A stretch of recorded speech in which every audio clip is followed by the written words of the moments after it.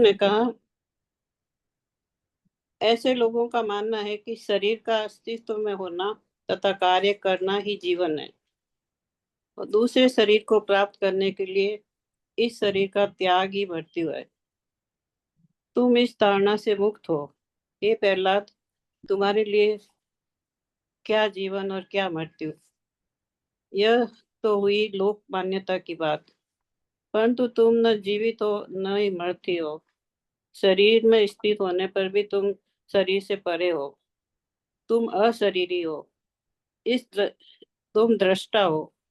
यह अभौतिक बुद्धि है। वायु आकाश में विद्यमान रहने पर भी आकाश से संपर्क नहीं होती और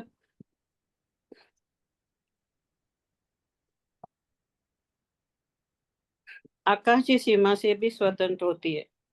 फिर भी बोलचाल की दृष्टि से तुम शरीर हो, क्योंकि तुम शरीर के द्वारा ही संवेदना की अनुभूति करते हो।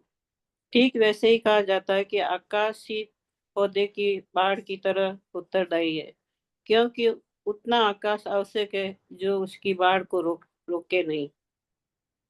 तुम्हें आत्मज्ञान प्राप्त हो चुका है। इस शरीर में तुम्हें तुम्हें क्या प्रयोजन है, यह तो सिर्फ अज्ञानी व्यक्ति के लिए है। इसी से वह अपना अस्तित्व समझता है। तुम सदा के लिए चेतन का परम अंतर प्रकाश हो। शरीर का होना न होना तुम्हारे लिए गौण है। तुम न संग्रह करना चाहते हो न कुछ छोड़ना ही। जिससे शरीर का होना न होना, अशरीरी होने की धारणा ही छोड़ दो। इसके लिए तुम्हें क्या वसंत ऋतु का दिन है या प्रलय का दिन है, वह तो सभी स्थितियों में आत्मज्ञान में दृढ़ता पूर्वक स्थिर रहता है। ब्रह्मांड के सभी प्राणी जिए या मरे अथवा पुष्ट हो या, वह तो आत्मज्ञान में स्थिर होएगा। परम पिता शरीर में रहता है। शरीर के मरने पर भी वह मरता नहीं है। और जब शरीर बदलता है तब भी वह नहीं बदलता। शरीर मेरा है और मैं शरीर हूँ। जब ये मिथ्या धारणाएं त्याग दी जाती है, तब इन दोनों बातों का भी कुछ महत्व नहीं रह जाता कि मैं इस शरीर को छोड़ दूंगा और इसे त्याग दूंगा, अथवा मैंने यह किया और यह अब मैं यह करूंगा।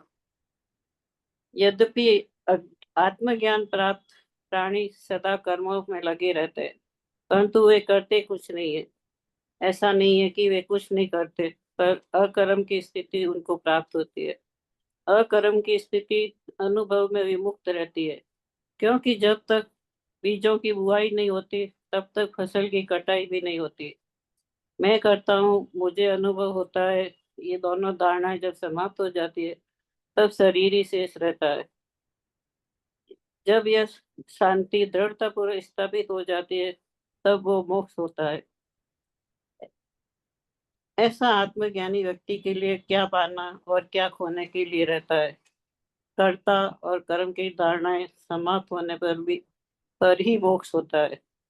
तुम्हारे जैसे आत्मज्ञानी इस संसार में ऐसे रहते हैं जैसे गहरी नींद में हो। इसी प्रकार तुम संसार को ऐसा देखो जैसे कोई आधा जागता व्यक्ति देखता है। आत्मज्ञानी न आनंद में आह्लादित होता है न दुख में संतप्त होता है। वे बिना किसी इच्छा के काम करते हैं। ठीक वैसे ही जैसे स्फटिक के पास रखे हुए पदार्थ को बिना चाहे ही परावर्तित करती है, ऐसे लोग आत्मज्ञान में पूर्ण जागृत रहते हैं, परंतु संसारिक व्यवहार की दृष्टि से सोए होते हैं।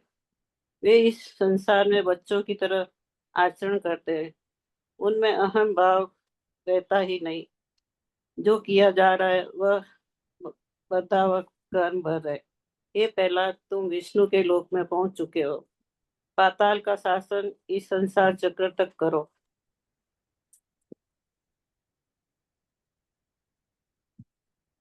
इसमें वो वाला आ गया, वो ज्ञानी रात को जागते हो, संसार याद सोते हो, हाँ, वो वाला आंसर आ गया। हो गया ना। चलिए आगे पढ़िए।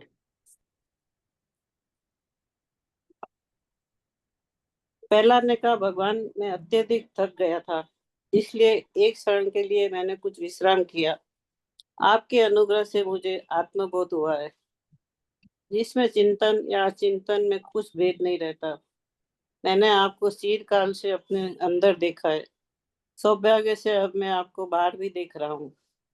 मैंने असीम चेतना का सत्य का अनुभव अपने अंदर किया है, जिसमें न दुख है, न भ्रम है, न चिंता है, न विरक्ति है, न शरीर के त्याग की इच्छा है, न इस दृश्य संसार का भय है। जब तक वास्तविकता का ज्ञान हो जाता है, तब न दुख रहता है, न विनाश, न शरीर ही रहता है, न दृश्य संसार। तब भय क्या और अभय क्या। मैं चेतना की इस स्थिति में हूँ जो सहज ही मुझ में उत्पन्न हुई है। मैं संसार से त्रस्त हूँ, इसे त्याग दूंगा, ऐसा विचार किसी अज्ञानी में ही उत्पन्न हो रहा है। अज्ञानी ही सोचता है कि जब शरीर है तो दुख भी है, और जब यह शरीर नहीं रहेगा तो दुख नहीं रहेगा। यह सुख है, यह दुख है, यह है, यह नहीं है, ऐसा अज्ञानी ही सोचता है, ज्ञानी नहीं। मैं और वह की धारणा अज्ञान में होती है। इसे प्राप्त करना और उसे त्यागना है, ऐसा विचार अज्ञानी में ही उत्पन्न होता है। जब जब तुम्ही में रचा बसा है, तो तुम है ही कौन, अथवा किसे ग्रहण किया जाए और किसे परित्याग किया जाए। संपूर्ण ब्रह्मांड में चेतना का एक छत्र राज्य है, फिर क्या ग्रहण करने को और क्या त्यागने को। मैं सहज भाव से अपने आप को जानने का प्रयत्न कर रहा हूँ। एक क्षण के लिए मैंने विश्राम किया, वह भी बिना इस धारणा के मैं हूँ अथवा नहीं हूँ, अथवा कुछ प्राप्त करना है या त्यागना है। मुझे आत्मज्ञान प्राप्त हो चुका है। अब वही करूँगा जिससे आप प्रसन्न हो। प्रार्थना है कि आप मेरी पूजा अर्चना स्वीकार करें। प्रहलाद की पूजा अर्चना स्वीकार करने के बाद विष्णु भगवान ने मुझसे कहा, हे प्रहलाद, उठो। मैं तुम्हें पाताल लोक के राजा के रूप में अभिषेक अभिषेक करता हूँ, और तथा संत और देवता तुम्हारी स्तुति करेंगे। प्रहलाद को राजमुकुट पहनाने के लिए भगवान विष्णु कहने लगे, तुम अब तब तक पाताल का राज्य करो जब तक सूरज और चांद चमकते रहे। बिना किसी प्रकार की इच्छा, भय, गणना से अभिभूत हुए शासन करो, तथा अपनी प्रजा को समान दृष्टि से देखो। राज्य के सुख का आनंद लो, तुम्हारा राज्य कुशल हो, परंतु इस प्रकार व्यवहार करो, न तो स्वर्ग के देवता और न ही धरती के लोग चिंतित या विस्तृत हो। उपयुक्त योजना का साधन करो, परंतु किसी इच्छा या उद्देश्य से अभिभूत मत हो। इस प्रकार तुम कर्म बंधन से मुक्त रहोगे। ये पहला, तुम पहले ही सब कुछ जानते हो, समझते हो। तुम्हें कुछ और शिक्षा देने की आवश्यकता नहीं है। अब से देवता और दानव मैत्री पूर्वक रहेंगे। देवियों और दानवियों में भी सौहार्द रहेगा। हे राजा, अज्ञान को अपने से दूर रखना, ज्ञानियों की तरह जीवन व्यतीत करना, और दीर्घ काल तक पाताल का शासन करते रहना। वो वाला लाइन, दो तीन लाइन फिर से पढ़िए, इस तरह से कर्म नहीं लगता।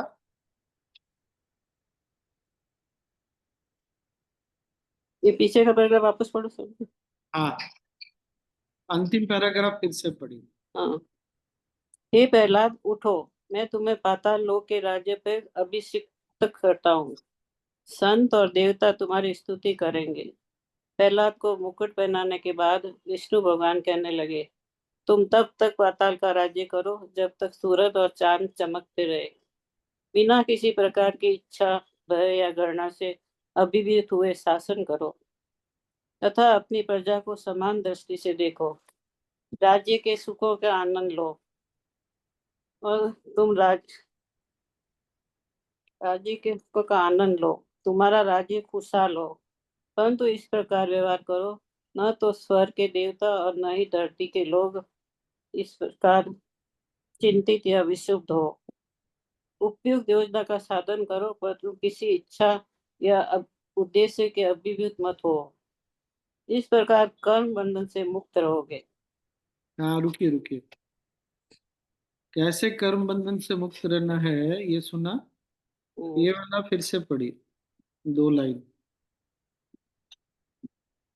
राज्य के सुखों का आनंद लो, तुम्हारा राज्य कुशल हो, परंतु इस व्यवहार करो कि न तो स्वर्ग के देवता न ही धरती के लोग चिंतित या विक्षुब्ध हो।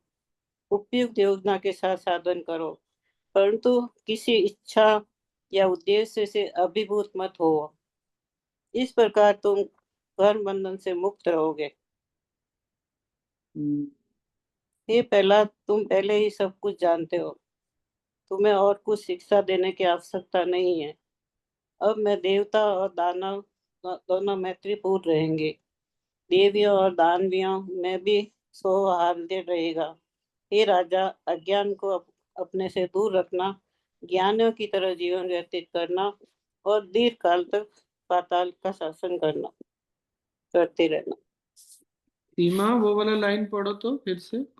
इस तरह से तुम कर्म से मुक्त रहोगे।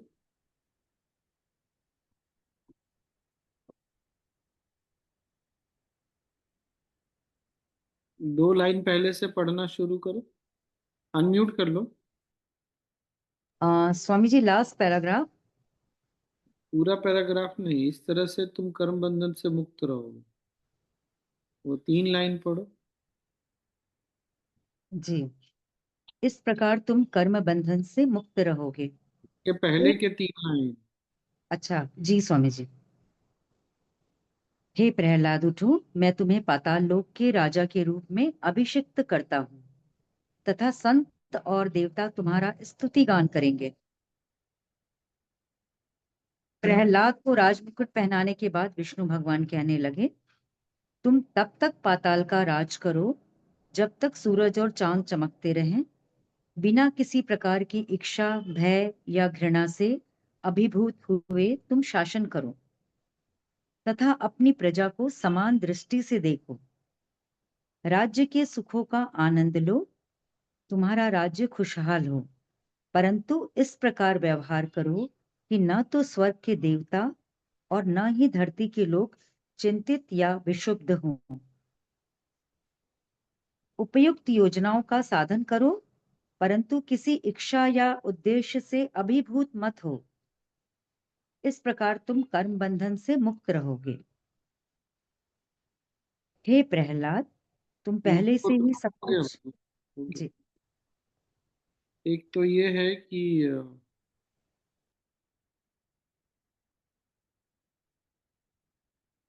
कौन सा था ये, 22 जून का ना?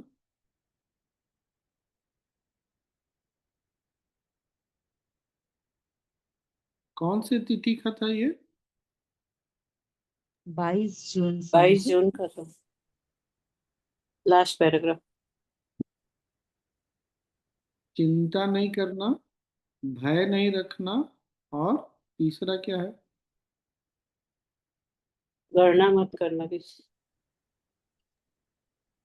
इच्छा नहीं गणना करना, इच्छा या उद्देश्य से इच्छा अभिभूत नहीं है होना। या गणना, बिना किसी प्रकार की इच्छा, भय और गणना से अभिभूत घृणा है, शासन करो। घृणा हाँ, बोला। 1 मिनट विद्या जी, रुक जाइए। घृणा, 3 चीजों का त्याग करना है, इच्छा का, भय का और घृणा का।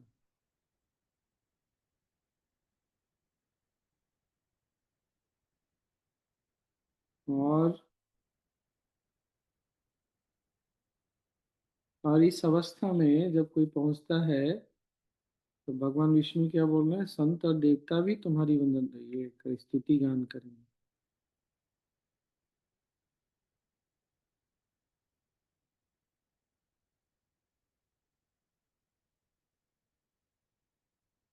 और जब ऐसी अवस्था में कोई पहुंचता है,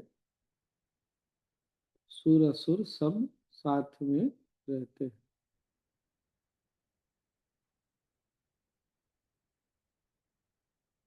और क्या जानने के लिए चाहिए?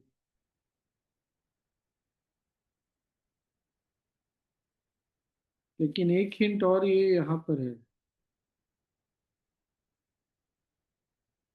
उसके पहले एक लाइन देखो सीमा। इस तरह से व्यवहार करो कि न तो देवता और न ही इंसान। क्या है वो लाइन, देखो सिंह। परंतु इस प्रकार व्यवहार करो कि न तो स्वर्ग के देवता और न ही धरती के लोग चिंतित या विक्षुब्ध हों। तो हम जो भी करते हैं उससे न सिर्फ इस लोक पे फर्क पड़ता है बल्कि दूसरे लोक में भी अंतर पड़ता है, और दोनों का संबंध है। जब हमारे कुछ व्यवहार से, कर्म से इस लोक में जब इंसान, रहने वाले इंसानों के इस पर प्रभाव पड़ता है तो उसका प्रभाव हम पर पड़ता है, और उससे अगर देवता प्रभावित होते हैं तब भी हम प्रभावित होते हैं। तो ये दो तीन लाइन जो है, पंक्ति, ये बहुत महत्वपूर्ण है, ये याद रखना है। एक तो ये कि इस अवस्था में पहुंचने पर देवता और संत भी स्तुति करते हैं। इस तरह से व्यवहार करो कि इस लोक में और परलोक में, दोनों में न तो इंसान न ही सूक्ष्म शक्तियां, उनको कोई, क्या शब्द लिखा है सीमा? Neither the gods in heavens and humans on earth get agitated। क्या हिंदी में क्या लिखा? विक्षुब्ध स्वामी जी, विक्षुब्ध। और इच्छा, घृणा और भय, ये तीनों को त्याग करके कर्म करो। और ये भी सोचिए कि प्रहलाद आत्मज्ञान को प्राप्त हो गए, फिर भी उनको बोल रहे हैं तुमको बताने के लिए अब कुछ नहीं है, लेकिन ये दो तीन गाइडलाइन उनको दिया। इच्छा, भय, घृणा को छोड़ के शासन करो। जो भी कुछ करो उससे न तो सूक्ष्म जगत में और न ही स्थूल जगत में किसी का मन विक्षुब्ध हो। तो ये हम ध्यान रख सकते हैं। अब हमारी साधना से, सेवा से दोनों जगत में शांति मिलती है, ये हमको समझना चाहिए। और गुरुदेव के आशीर्वाद से जो हम होम यज्ञ वगैरह कर रहे हैं, में हम भाग लेते हैं, कराते हैं, उससे सूक्ष्म जगत में भी और इस जगत में भी, दोनों में शांति, स्थिरता बढ़ती है। इसलिए हमको दोनों जगत से बहुत आशीर्वाद मिलता है। ये बढ़िया था। आज के लिए इतना ही। स्वामी जी जो संध्या वंदन अग्निहोत्र वगैरह करते हैं उससे भी फर्क पड़ेगा ना? उससे भी इसीलिए तो अग्निहोत्र के बाद वैसी तरंगे उठती है ना जो पवित्र करती हैं। संध्या वंदन में तो हम ऋषियों को, पितरों को, देवताओं को भी तर्पण करते हैं। ईश्वर से प्रार्थना तो है ही। ये बहुत अच्छा है, आज बहुत अच्छा चीज। स्वामी जी जब अग्निहोत्र करते हैं तो वो 20 सेकंड का समय पर्टिकुलर उसके बीच में जो करते हैं, अगर वो समय मिस हो गया तो फिर नहीं करना चाहिए। नहीं, कोई गलत नहीं होगा, लेकिन जो प्रभाव है वो नहीं, उससे कोई गलत नहीं है, कुछ भी गलत, लेकिन उसका प्रभाव उसी समय करने से होता है।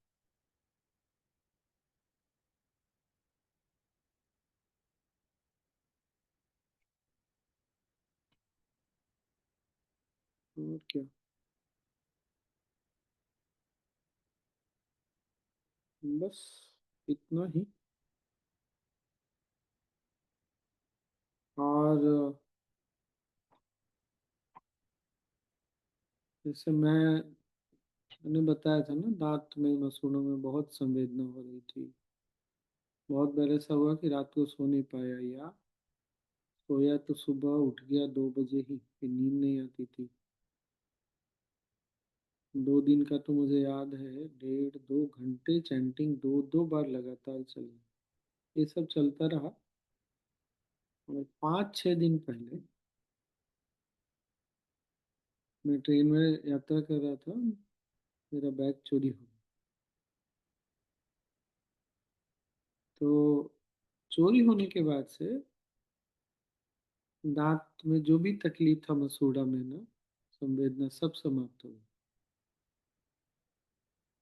अब इसका खेल कैसे चलता है ना, ये समझना चाहिए। प्रकृति हमेशा शक्तियों में संतुलन लाने का प्रयास करती रहती है, करती है, प्रयास नहीं करती, रखती भी है। अब जो उस समय जो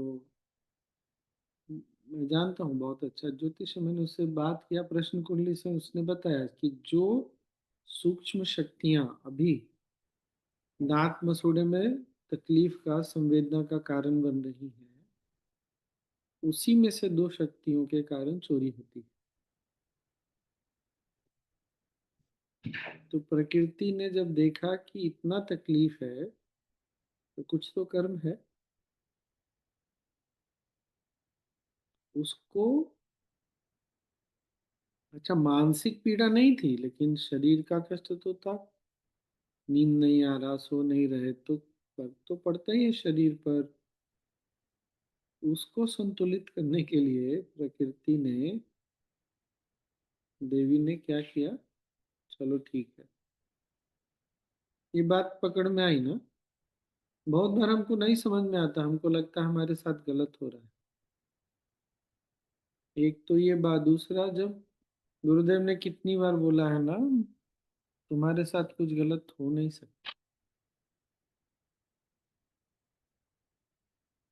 तो हम कैसे चीजों को देखते हैं ना, वो बहुत महत्वपूर्ण है।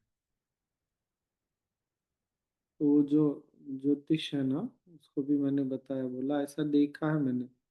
मुझे बहुत लोग तो नहीं देख पाते, समझते, वो जो शक्ति थी उसको शांति मिल गई। जैसे हम यज्ञ वगैरह भी करते हैं ना, तो किस लिए कर रहे हैं, सूक्ष्म जगत में जो शक्ति है, जो हमसे जुड़ी हुई शक्ति अभी क्रियाशील है, उसमें शांति आ गई। देखिएगा जीवन में ऐसा नहीं इसलिए सोचना चाहिए कि हमारे साथ कुछ गलत हुआ या हमारे साथ गलत हो रहा है। बात समझ में आए तो ठीक, पर शक्तियों, जो हमने कर्म को गति दी है ना, जो हमने उस समय भी बात किया था, एक मिनट, एक बार उसको गति मिल जाएगी तो जब तक उस गति शांत नहीं होती तब तक मुक्ति नहीं मिलती।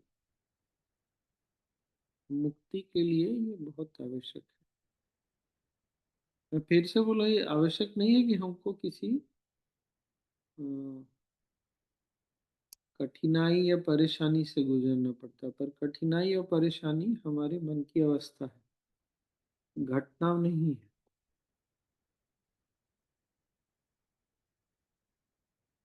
तो मैं बहुत हंसा कल, मैंने नोटिस किया कि जब से चोरी हुआ तब से कोई तकलीफ नहीं, कोई संवेद है ही नहीं, चला ही क्या।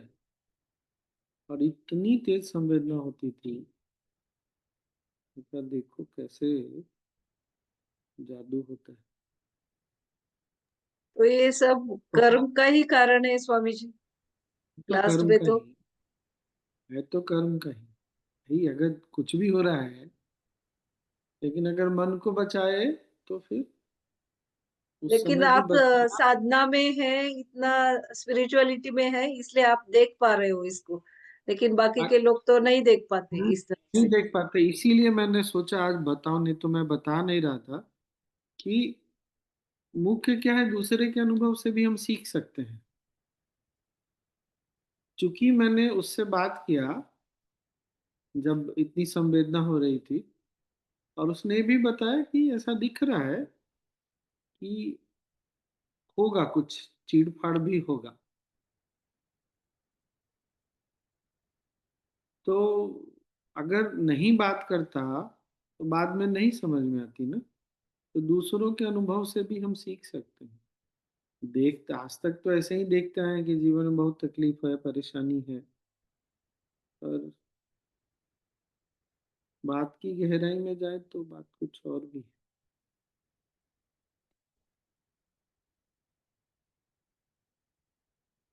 मतलब मैं चैंटिंग वगैरह करता हूँ, चैंटिंग में हनुमान चालीसा है, सुनता हूँ, देवी का भी है, बहुत सारा है। तो उसने जो पहले उपाय बताया ना, वो उपाय ऑलरेडी सारा कर ही रहा हूँ। देवी का भी था, केतु की शांति के लिए गणेश जी गणेश चतुर्थी बहुत अच्छा है। तो मैंने ना फिर देवी कवच शुरू किया। ये है, ये कर्म का जैसा प्रभाव है वो तो आएगा ही, लेकिन हम मन को कैसे संभाल पाते हैं, नहीं संभाल पाते हैं, ये इस बात से अंतर पड़ता है।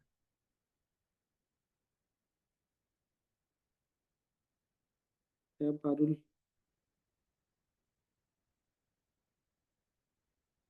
बात समझ में आई? तो आपका चोरी हो गया बैग, इसको हम, एक कर्म था हमारा, कुछ वो लेके गया, इस तरह से देखना है। हाँ। और हम मैं दुखी होते हैं ना, स्वामी जी कुछ गया मेरा ये और मैं अच्छा, सिर्फ वो नहीं, वो चोरी जो है ना, दो सूक्ष्म शक्तियों के कारण होता है, राहु और शनि। राहु शनि केतु ये तीनों ही दांत के लिए उस समय संवेदना के कारण बन रहे थे, तीनों का जोर ऐसा था। उसकी शांति भी हो गई ना, उसकी शांति में चोरी वहां ना होके दूसरी जगह निकाल लिया। और मैं इतना हंस रहा था क्योंकि मैं जहाँ बैठा था ना, ऊपर में ऐसा भी नहीं कि ऐसे पीछे देखने की जरूरत है, कैसे उसने, मैं किसी से फोन पे बात कर रहा था, ऐसे पीछे से खड़े होके उसने खींचा होगा। इतना हंसा, इतना हंसा, बहुत।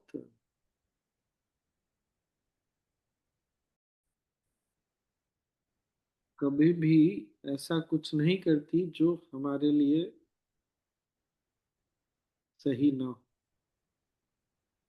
हम नहीं सही मानते तो फिर वो भारी पड़ जाता है हमारे।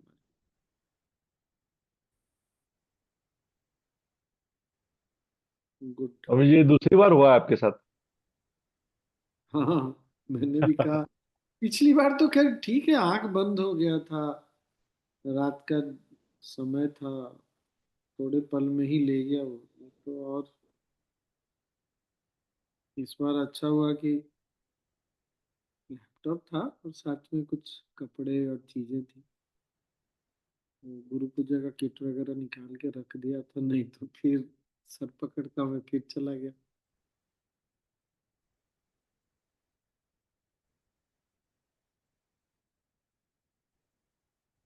तो हम कैसे चीजों को देखते हैं, ये बहुत आवश्यक है।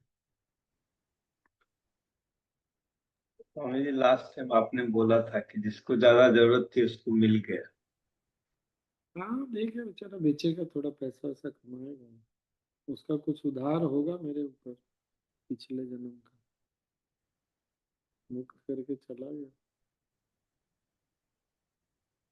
बहुत सारी चीजें ना हमको ऐसे समझ में नहीं आती। एक अपने टीचर हैं, मलेशिया के रहने वाले, जब 20 वर्ष के थे तब आए थे, अभी कोई आने का यहाँ प्लान नहीं था, किसी के प्यार में यहाँ आ गए। तो 2-3 महीने के बाद दोनों ने आपस में बात किया क्या करना है, तो फिर यहाँ रुक गए। तो उनको बीच में कभी लगा होगा क्यों रुक रहा हूँ यहाँ पे, भाषा भी सीखनी है, सब कुछ। तो उनको एक बार सपने में माँ दिखाई दी, मतलब नीदर जो देश है ना, नीदरलैंड, वो माँ, जैसे हम भारत माता बोलते हैं ना। सपना भी नहीं था, बोल रहे थे कुछ, तो मैंने ट्रीटमेंट वगैरह लिया था। तो वो जब आदमी उसके बाद थोड़ी देर विश्राम करता है ना, वैसा तो उसमें माँ बोल रही है कि तुम यहीं रुको, जाओ नहीं। तो हमको बहुत बार समझ में नहीं आता ना कि हम क्यों कहीं पहुंच गए, कहाँ भारत, कहाँ मलेशिया, इतनी दूर। तो उनसे बात हो रही थी, टॉक के पहले थोड़ा समय था, हम लोग टहल रहे थे, तो मैंने यही बोला कि मेरा ये मानना है कि कुछ धरती का भी ऋण होता है, बाकी लोगों का भी होता है जिनके साथ आपका है। तब उन्होंने बोला ऐसा था, अब मुझे समझ में आ रहा है कि सच में अब यही रहते हैं। तो बहुत वर्ष हो गए, 30 से ज्यादा हो गया उनका भी रहते रहते। तो ऋण रहता है कुछ, यहाँ कोर्स वगैरह लेते हैं, काफी कुछ किया। तो माँ चाहती थी कि भाई रहो, तुम काम करो यहाँ। तो मुख्य बात यही है कि प्रकृति की गति पर, दिशा पर विश्वास रखना बहुत आवश्यक है। ये मुख्य बात, जहाँ लेके जा रही है, जिस दिशा में लेके जा रही है, उस पर विश्वास रखना बहुत आवश्यक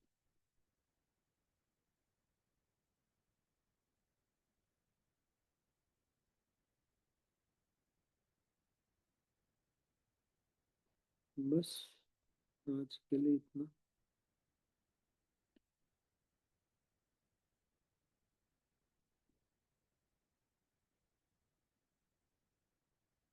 क्या करें, ध्यान कर लें क्या थोड़ी देर?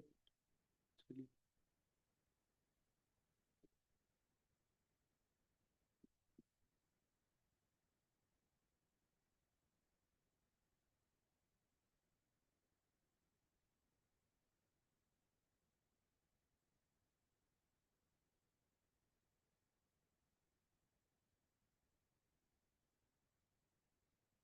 आराम से बैठ जाइए।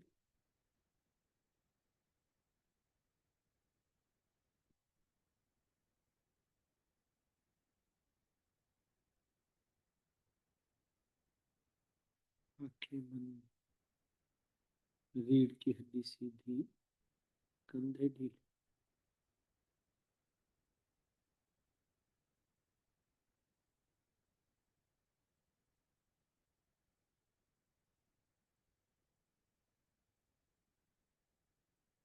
एक गहरी सांस लें।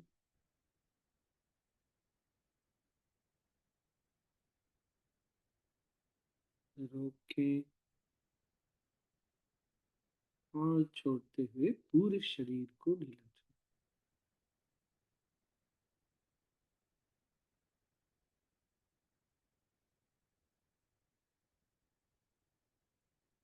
विश्राम।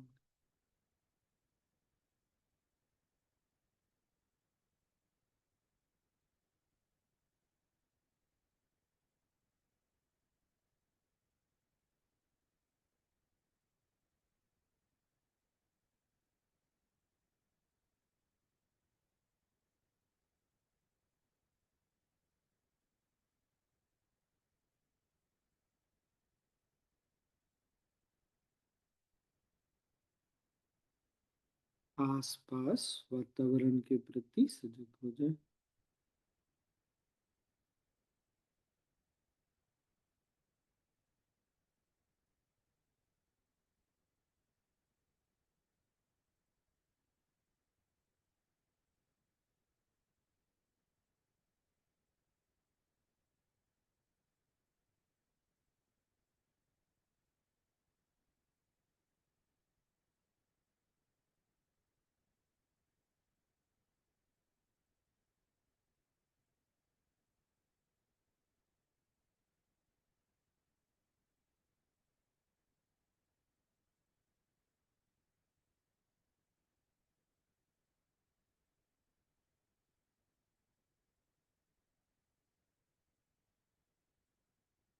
जो कुछ जैसा है,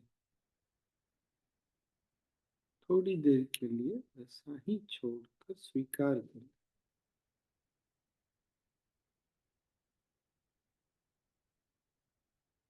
पुनः श्वास लें और छोड़ते हुए विश्राम।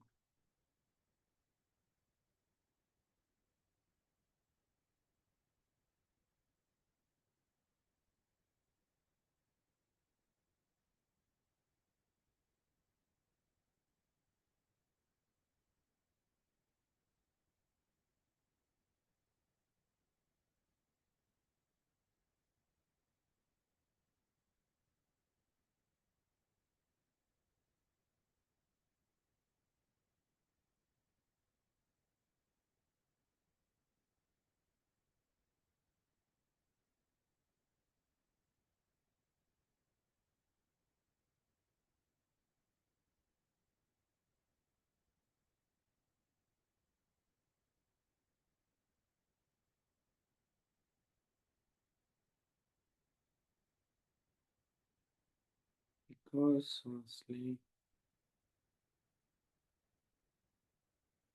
छोड़ते हुए शरीर के प्रति सजग हो जाए।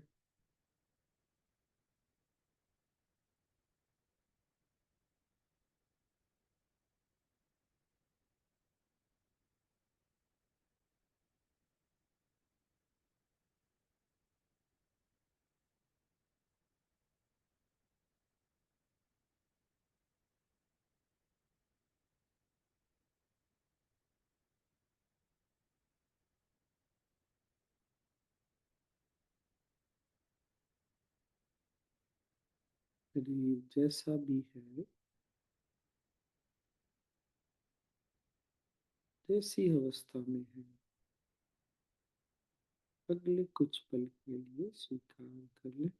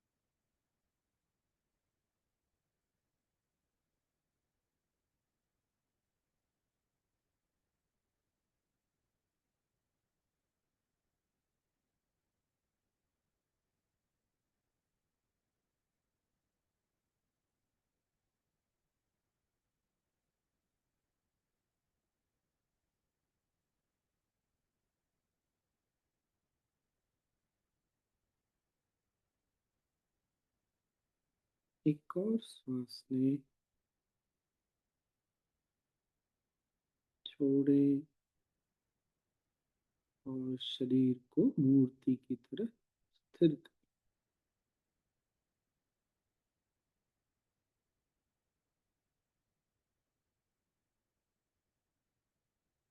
सांसों के लय के प्रति सजग हो जाए।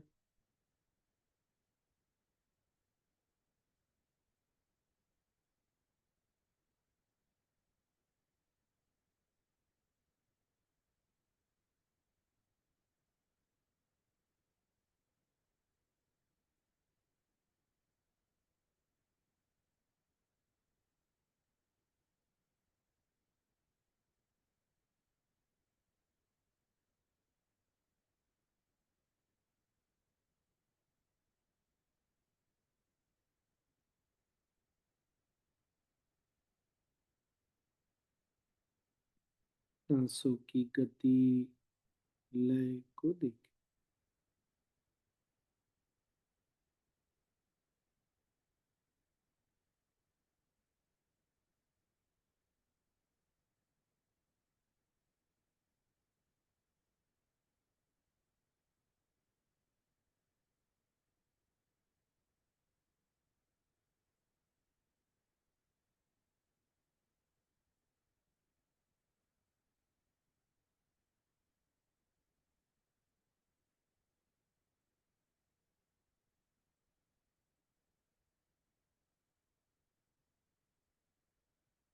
एक गहरी सांस लें,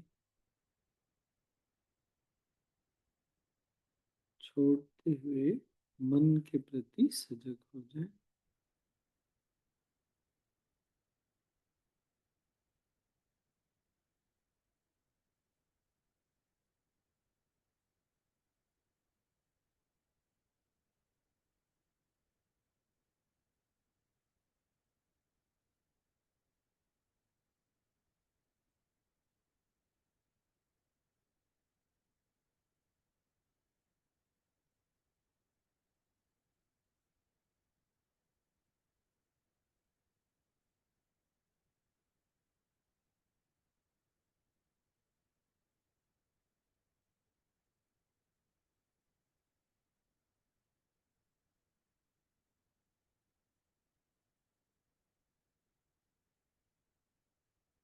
सांसों की लय, गति और मन की अवस्था का संबंध देखें।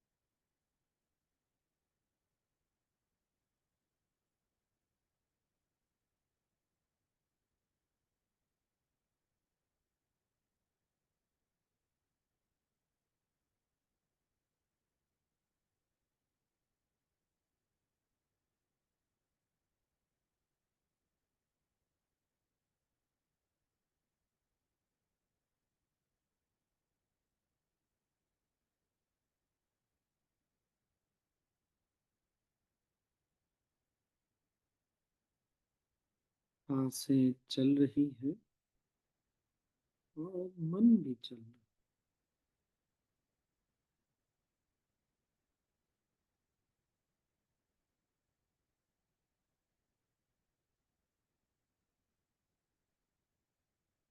है। जहाँ सांस रुकती है, मन भी ठहरता है।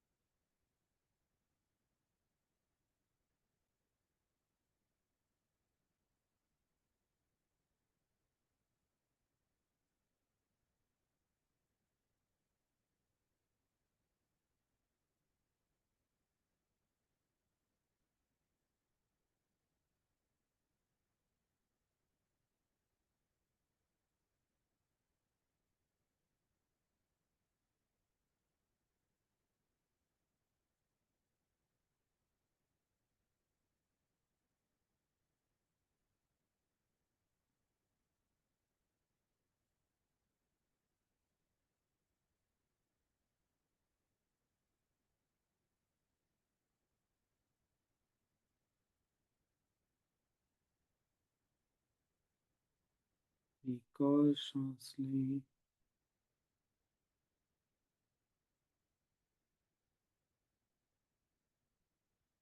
और छोड़ते हुए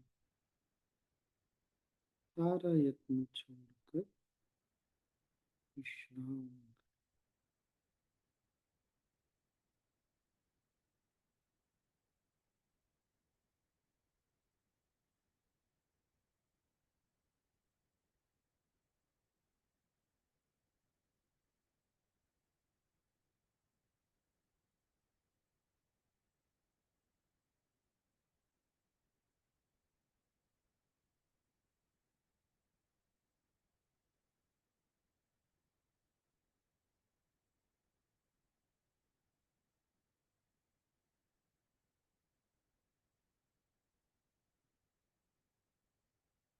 केवल विश्राम।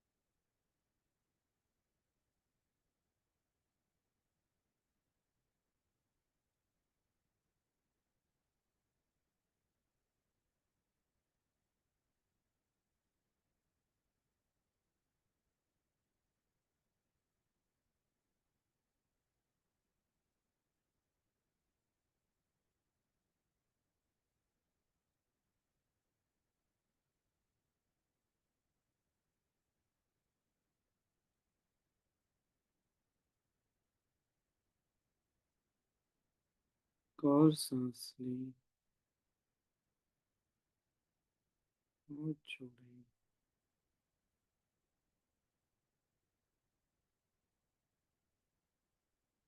शरीर और आसपास के प्रति सजग हो जाए।